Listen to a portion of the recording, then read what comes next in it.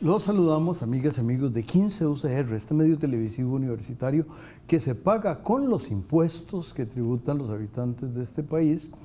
Y hoy tenemos un privilegio especial en este año del bicentenario de la patria por nuestra voluntad, de la elección del partido de Nicoya, pero no hablo mucho de eso porque aquí tengo conmigo a don Luis Fernando Cibaja, que no solo ha dado luces académicas y en otros espacios, incluso para la UNED publicó un libro con el, si mi memoria no me engaña, entonces rector de la UNED o algo así, don Chester Zelaya, es profesor de Historia de la Cultura cuando yo era estudiante de Historia de la Cultura. O sea, se dice fácil, pero me estoy refiriendo a don Chester, pero ya hablé más de la cuenta. Y para empezar, don Luis Fernando, no sé si dije el apellido Cibaja y creo que no lo había dicho. Don Luis Fernando, ¿cómo apareció esto del partido? Para empezar, partido en nuestros términos es otra cosa y hay cantones, distritos, hay otras denominaciones, repúblicas, etcétera. ¿Por qué partido? Bueno, en primer lugar, gracias, don Rafael, por la invitación. Es un privilegio estar aquí. El privilegio es mío de que usted venga. En realidad, originalmente esto que en 1824, hace 200 años, se llamaba Partido de Nicoya, originalmente fue una encomienda de servicio, o sea, era una serie de comunidades indígenas que servían a los conquistadores. En el caso de Nicoya, Pedro Arias Dávila, la viuda de él, la hija, ¿verdad? Y podían disponer de ellos casi indiscriminadamente porque se consideraba que los indígenas necesitaban de la tutela de los españoles porque eran los indígenas, los consideraban viciosos y vagabundos, ¿verdad? Pero todo eso cambió, vienen las leyes nuevas, en 1542 cambia el concepto del indígena, los indígenas van a ser súbditos del rey, ¿verdad? Vasallos libres del rey y entonces ya no necesitan esa tutela. Los indígenas se los quitan a los conquistadores y los organizan en unas comunidades que se van a llamar alcaldías mayores o corregimientos. Ya aquí, entonces, los indígenas están separados de los españoles, los indígenas tienen que pagar tributos, puesto que son súbditos, ¿verdad? Y los indígenas entonces son concentrados en pueblos donde no lo estaban y son tasados para que paguen esos impuestos, en fin, eso es un periodo que se llama la época de la alcaldía mayor o corregimiento, ¿verdad? Pero en 1787 hay unas reformas en España que se llaman reformas borbónicas, se moderniza el Estado y se considera que es mejor que en vez de estar estos indígenas, estas alcaldías mayores tan fragmentadas, se concentra el poder en una intendencia. Se organiza Centroamérica en intendencias, hay un intendente, las alcaldías mayores pierden toda su autonomía que tenían y a partir de 1787 ya no son ya van a ser simplemente una parte más de Nicaragua, de la Intendencia de León.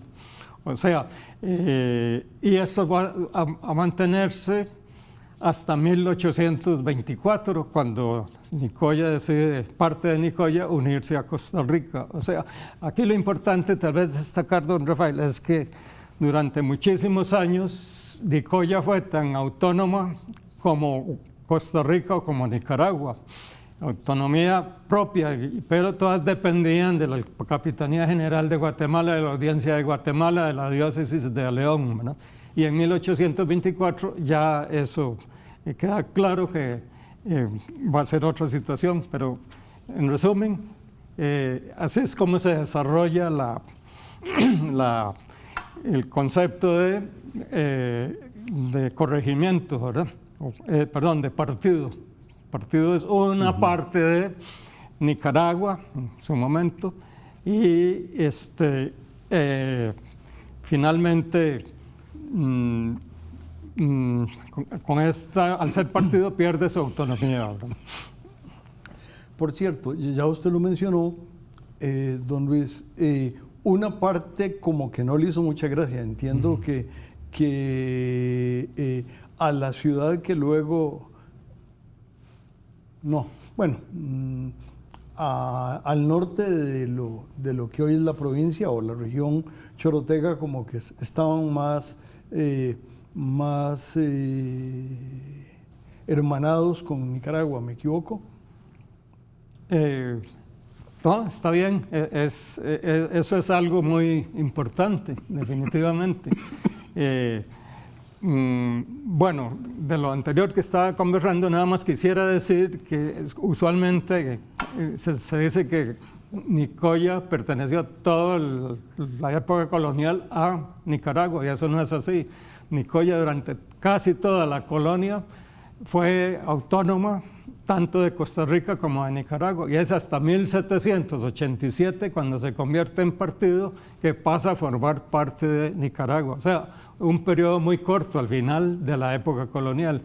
Entonces, es un error frecuente afirmar que toda la vida Nicoya perteneció a Nicaragua. Y el otro error muy frecuente es considerar que todo el partido de Nicoya, el 25 de julio de 1824, se separó de Nicaragua y se unió a Costa Rica. No es así. La parte norte de Nicaragua, de Nicoya, estaba centrada en Guanacaste, lo que hoy es Liberia. La población se llamaba Guanacaste, después se le puso Liberia, por razones que podemos conversar, y esa parte se desarrolló mucho, bueno, todo el partido, pero sobre todo el norte se desarrolló mucho en la primera mitad del siglo XVIII, cuando surge el cultivo del cacao en Rivas. Son enormes haciendas de cacao.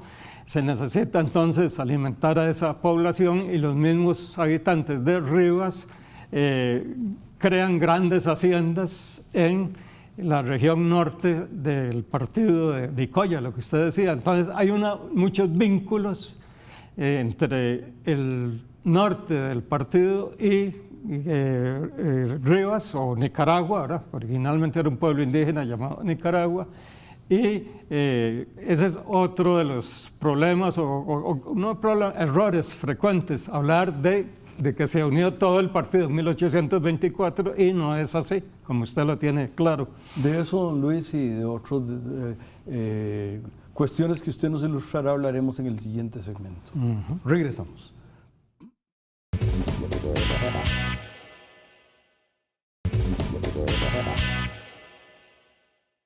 Continuamos, amigas y amigos, siendo iluminados, ilustrados, puestos en conocimiento de las cosas que están presentes en el libro. Me temo que tal vez está agotado, no sé si por razones del Bicentenario, no vaya a ser que la UNED haga una nueva edición, o que haga una edición digital. Esas cosas empiezan a volver frecuentes, pero bueno, eso lo decidirán ellos y no don Luis y yo. Pero nos ofreció usted ilustrarnos más de ese proceso de por qué los nicoyanos, llamémoslos los nicoyanos del sur, y ahí se vuelve a meter un poco la historia, porque a la parte sur de la península eventualmente será parte de Punta Arenas, pero esa es otra historia que creo que no se mete no conviene meterla hoy porque no nos va a dar tiempo, pero más bien la parte norte y de alguna manera, ¿por qué decidieron no buscar ser la mini república de Nicoya, sino anexarse? Bueno, el tema, don Rafael, es que, bueno, y tiene que ver mucho con lo que yo quisiera en estos pocos minutos es destacar no solo ese tipo de, por ejemplo, de errores frecuentes, que ya señalamos dos o tres, sino destacar también el contexto, salirnos propiamente del partido y ver fuera todo lo que influye, ¿verdad? Hay una coyuntura interesante económica. En el siglo XVIII, en la segunda mitad, se desarrolla la revolución industrial, ¿no? Entonces... básicamente en Inglaterra. Básicamente en Inglaterra y básicamente en el campo textil. Se pasa de la lana al algodón como materia prima y se desarrollan una serie de máquinas para hilar primero, que era lo más complicado. Tejer es más rápido que hilar, ¿verdad? Hilar es todo un proceso, hilar el algodón, ¿verdad? No es nada fácil.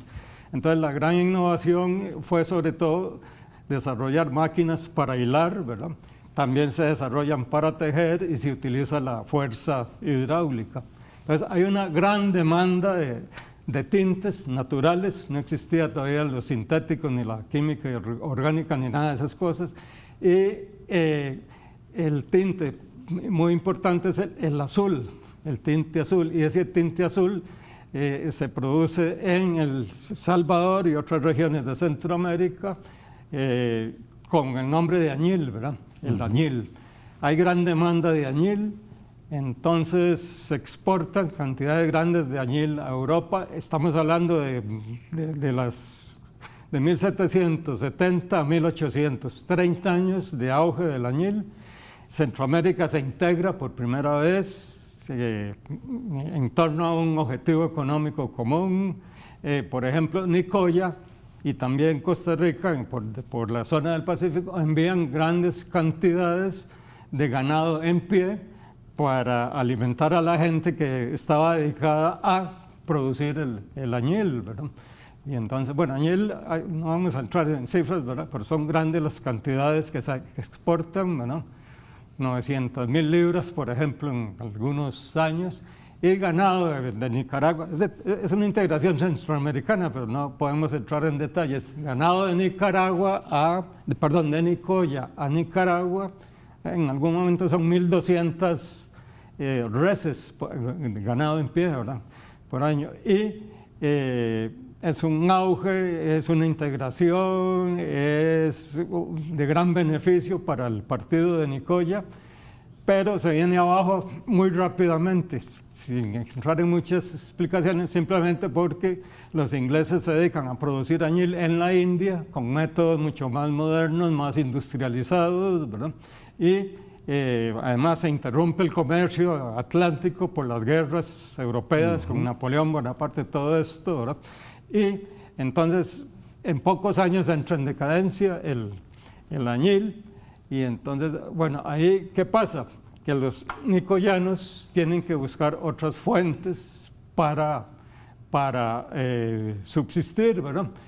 Y el tema es que, por un lado, la revolución industrial entonces creó y terminó con esa expectativa, pero por otro lado, Inglaterra se convierte en la gran potencia naval e industrial y se buscan nuevos mercados para los productos, sobre todo los nicoyanos, y aquí es donde aparece, por ejemplo, la posibilidad de exportar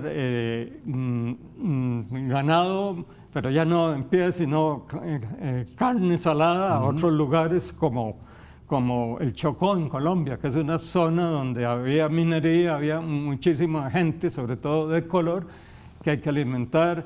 Es una época también en que hay gran demanda de una planta que se llama el palo Brasil, que es un colorante, y aquí viene esta cuestión interesante, que los nicoyanos en ese momento, entonces estamos ya en la segunda década, primera y segunda década del siglo XIX, ven en el comercio hacia Sudamérica y ya no hacia Nicaragua, porque ya ha desaparecido el ciclo del añil, y la importancia del puerto de Punta Arenas también para comunicarse con Panamá. Resumiéndolo mucho, Jamaica es el centro, como un almacén de los productos de la Revolución Industrial Inglesa. Panamá es el puerto del Pacífico, que se convierte en un gran también distribuidor a lo largo de la costa del Pacífico de Sudamérica. Punta Arenas se engancha en ese comercio, y a los nicoyanos, con su río Tempisque y sus afluentes, con su golfo de Nicoya, les queda mucho más accesible la relación comercial para sus exportaciones por Punta Arenas que allá arriba por el Realejo en Nicaragua, ¿verdad? Es una razón económica muy importante para la anexión del partido de Nicoya a Nicaragua, pero que hay que verla con esos ojos de los cambios en el mundo exterior, ¿verdad? Y en las dos etapas, la del añil y la de la supremacía comercial inglesa, lo importante es ver ese contexto exterior, ¿verdad?, que influye mucho. Ya ven, amigas y amigos, como los ojos azules de don Luis Fernando nos pueden ver cosas que nosotros no. Hay una famosa expresión de un asesor del entonces candidato William Clinton, que voy a decirle en inglés para que no suene incorrecta. Is the economy stupid? No dije en castellano ninguna palabra impropia, pero qué interesante y cómo aprendemos de don Luis, y vamos a seguir aprendiendo en el tercero y último segmento.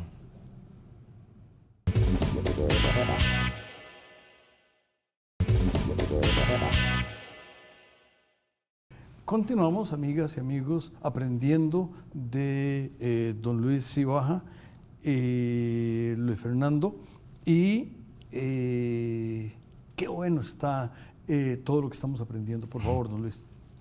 Bueno, con respecto al punto anterior, solo quería ilustrar ese contexto económico, esa coyuntura económica, con un personaje que es Cupertino Briceño Viales.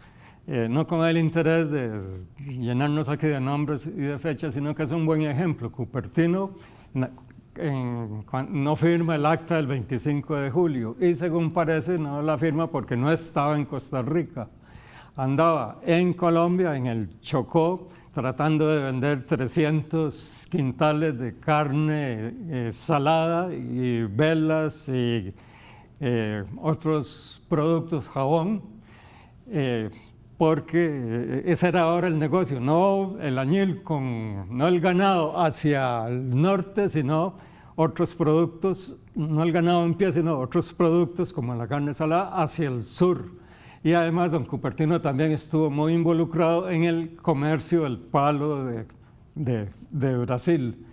Es un buen ejemplo entonces de la élite nicoyana tratando de buscar nuevos mercados después de la crisis del añil. Ahora, hay algo fundamental, que es la batalla de Trafalgar en 1805. Simplemente en Trafalgar es destruida la flota francesa y española, los ingleses se convierten en los dueños de los mares, pero el tema aquí es que muy poco después, en 1809, España y Inglaterra, en vez de ser rivales, son aliados estrechos. Es impresionante, ¿verdad? 4 años, cómo cambia el panorama. ¿Por qué? Porque a Napoleón se le ocurrió invadir Portugal, se aprovecha de que tiene que pasar por España y se instala en España y pone a un hermano de él, a Pepe Botellas, como lo llaman, ¿verdad? A José Bonaparte, de rey. El pueblo no admite eso, se levanta, ¿verdad? Y entonces consideran que la soberanía, que el contrato social se ha roto y que entonces los pueblos son los que están ahora en libertad de tomar decisiones. Bueno, se convoca a Cortes, se hace una constitución muy conocida, que es la Constitución de Cádiz del año 1812.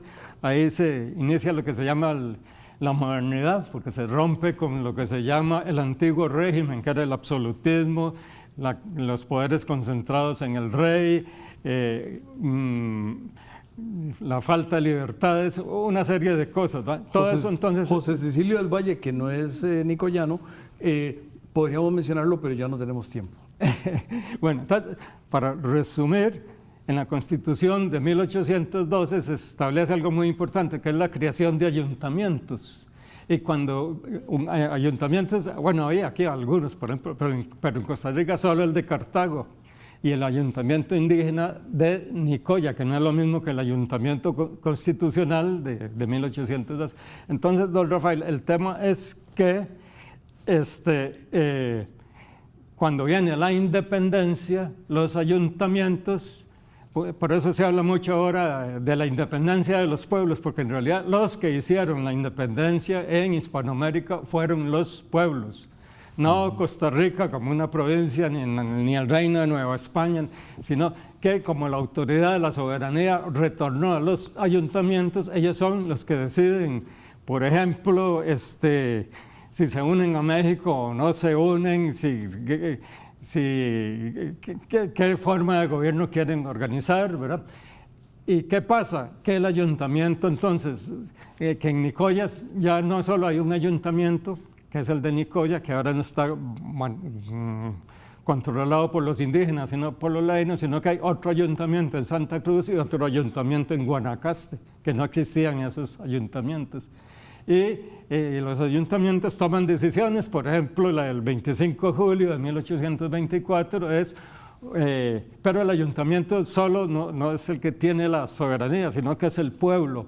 Y la manera de que el pueblo se involucre en esto es creando el cabildo abierto, ¿verdad? No es el cabildo como institución, sino el cabildo abierto, o sea, todos los ciudadanos reunidos. Y aquí entonces, eso es lo que pasa ese día. Son el Cabildo Abierto de Nicoya, que declara separarse de Nicaragua y unirse a Costa Rica, y ha sido apoyado desde antes por el Cabildo Abierto de Santa Cruz. Eso es importante, pero también viene lo otro que ya conversamos antes. El Cabildo Abierto de Guanacaste, hoy Liberia, no se une a esto, ¿verdad? Sino que... Ahora, ¿cuál es el problema, don Rafael? El problema fundamentalmente es que la cosa se complica cuando esto llega al Congreso Federal, y el Congreso Federal, digamos, en vez de unir todo esto es provisional, son acuerdos provisionales, en vez de unir solo Nicoya y Santa Cruz a Costa Rica, también meten en el mismo saco a Guanacaste, y de ahí van a venir todos los problemas, ¿verdad? Por ejemplo, el año 1826 es muy conflictivo por esa razón, porque hay choques entre Nicaragua y Costa Rica, y sobre todo más que Nicaragua, entre Rivas, que era la que controlaba Guanacaste, y Nicoya y Santa Cruz, ¿verdad? Entonces viene un proceso ahí muy complicado en el año 1826. Pero bueno. ¿Cómo hemos aprendido? No sé si quiera decir una última mención, tal vez prospectiva de la región chorotega, que tiene una nueva fisonomía, tiene el boyante con problemas de aparentemente mala gestión pública en la pista del Daniel Oduber y cosas de esas, pero la pista del Daniel Oduber representa tanto el cariño de don Daniel y su hacienda La Flor, pero también la presencia de los cartagos ahí y la nueva presencia de los cartagos que creo que están construyendo un país muy floreciente, con problemas por supuesto, en esa zona chorotega. No sé si usted comparte esa idea. Sí, don Rafael, lo que pasa es que hay un brinco, aquí un salto de 1824 a 200 años después, y en esos 200 añitos pasaron muchas cosas que ayudan a explicar la situación actual, pero digamos, algo muy importante es que originalmente todo el asunto es el comercio por el Pacífico, por el mar, por Punta Arenas, por el río Tempisque, etc. No con el centro de Costa Rica, ¿verdad? Vamos a dejarlo de este tamaño y sospecho que debo volverlo a invitar, don Luis, porque quedé antojado. A las amigas y amigos los invitamos a que se antojen con los siguientes programas de 15 UCR. Y le agradecemos todas las luces que usted nos trajo. Gracias.